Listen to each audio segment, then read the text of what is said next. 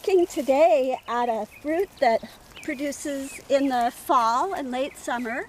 It's called autumnberries, or sometimes it's called autumn olive.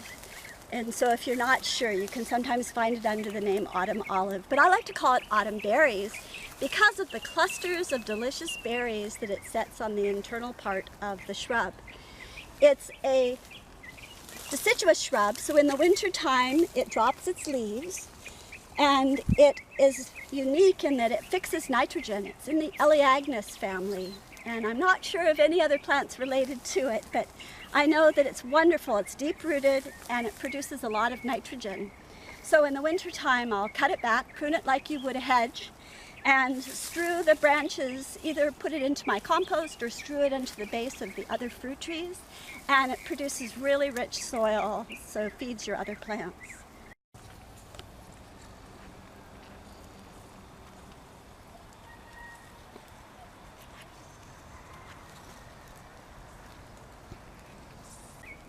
The berries are tart and astringent, so they're kind of an acquired taste, but they're super nutritious. They're rich in lycopene and other pigments that are really good for your body.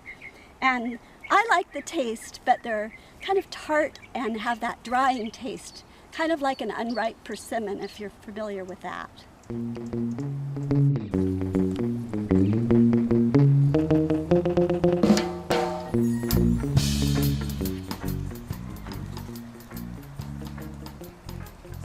We welcome every one of you to come out on the weekends and the afternoons to pick fresh and buy from our garden. If you love videos like this and want to see more, please subscribe to this YouTube channel. Thank you.